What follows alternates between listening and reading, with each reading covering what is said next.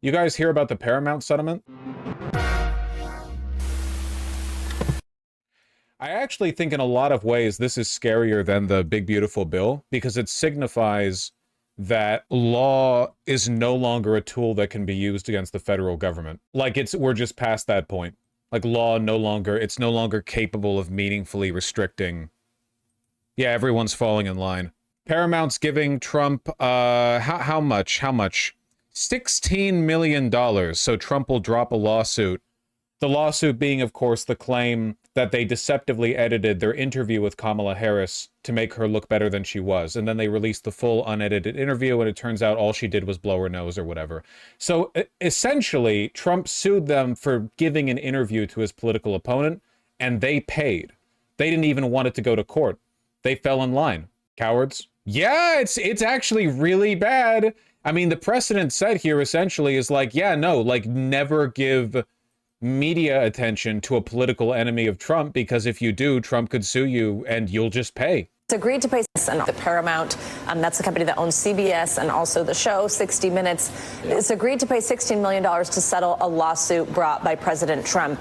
He alleged in an interview last year that his former rival Kamala Harris, did this interview on CBS's 60 Minutes, and that it was deceptively edited in a way that helped her and hurt him. Walk us through this agreement.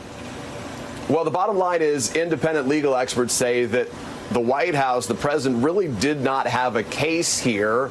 And many people have reinforced that argument, but we certainly... Yeah, if it had gone to court, Paramount would have won 100%.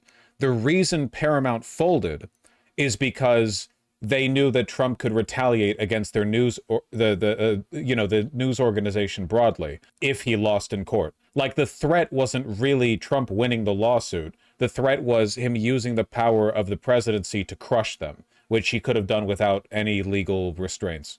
Oh, that's true. He is merging, or he is holding up a merger. That is true. Yeah. Yeah, basically just like capitulate, follow the rules, and hopefully Trump doesn't take it out on you. I forgot about the merger. Thank you. The Verger. Merge with Skydance Media. But same point either way. Effectively. There was never a legal case for Trump here. The Wall Street Journal reported in May that Trump was willing to drop the complaint in exchange for upwards of $25 million and a public apology. As part of the agreement, Paramount said it would release transcripts of future 60 Minutes interviews with eligible U.S. presidential candidates, but specified the settlement, quote, does not include a statement of apology or regret. Very brave, very woke. Trump's spokesman said the settlement was another win for the American people, holding the fake news media accountable.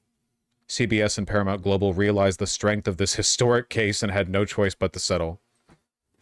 While legal experts said the suit was baseless, it placed Paramount under pressure to appease the president as its long drawn-out merger plans with Skydance require approval from the Trump administration.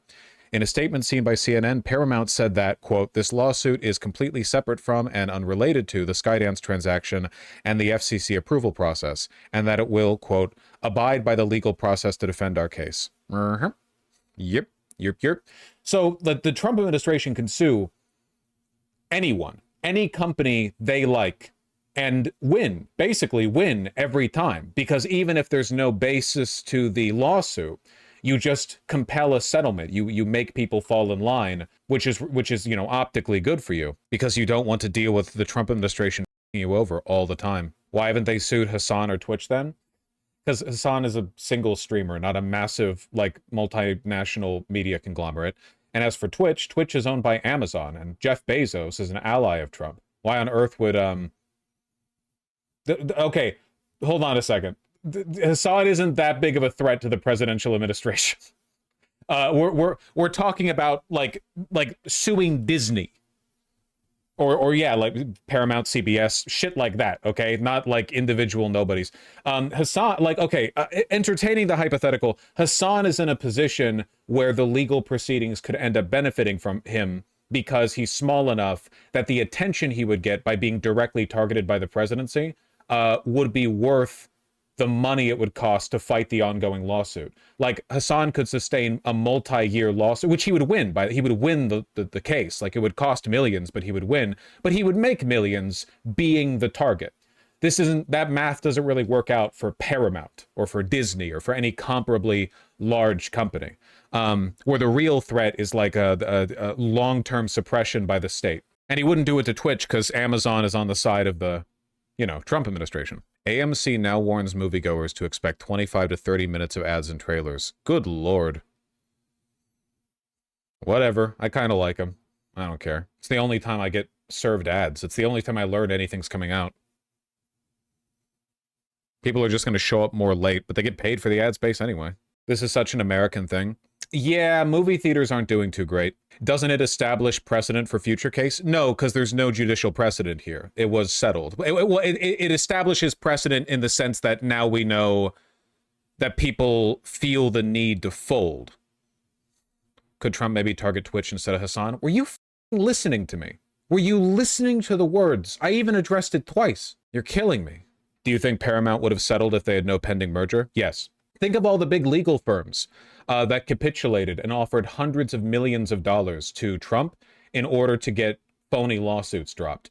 Think of the lawsuits being directed against universities, It's not just about mergers specifically. It's just bullying and making everyone fall in line. Credit to Harvard for standing up. Yeah. Know the situation with Paramount right now. Paramount right now, they were in need of federal approval for a merger that the owner of Paramount is looking toward right now. So it appeared clear that she was open to an agreement of this kind. Ultimately, the bottom line is it was agreed to. We have now learned overnight $16 million, as you said, that will go toward President Trump's future presidential library. This is not going to sit well with many people within CBS News. Among other things, there will not be a statement of apology or regret from CBS, and they have, I guess, like hitting the lowest possible bar. I am glad they're not officially there's something apologizing. else that happened yesterday that we haven't mentioned yet, and that is that CBS News agreed to pay a settlement to President Trump after this. This is from Paramount Global, right? Then they have a merger that they want to get through in front of the federal government.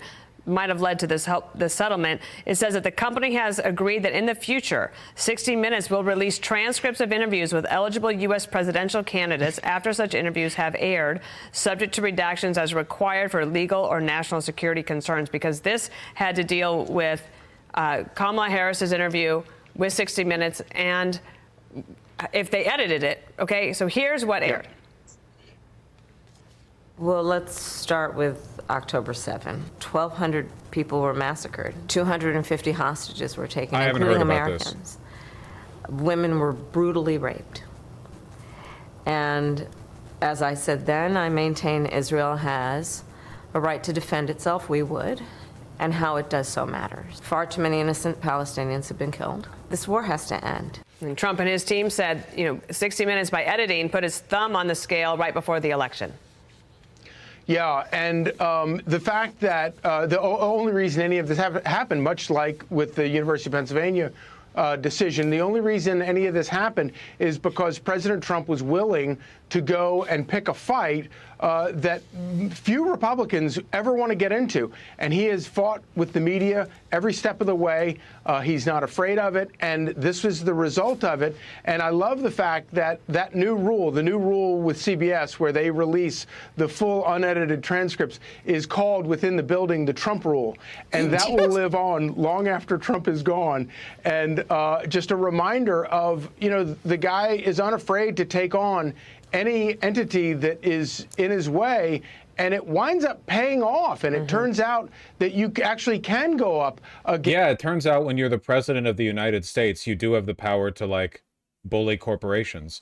You wouldn't know it from looking at the Democrats, but it is actually possible. You can, when you're the president of the United States, you can do anything basically, because you're the president of the United States of America. You are the president of the United States of America. You forget that when Democrats are in power, When Biden's in power, it's all, no, we can't do anything, actually. We have literally no power. The way Biden was always tweeting as though he wasn't the president. Somebody's got to do something about this. Against the system and actually put up some wins like this. Well, initially at 16 million, it could go much higher. It could go as high as 30 million. It's a stunner.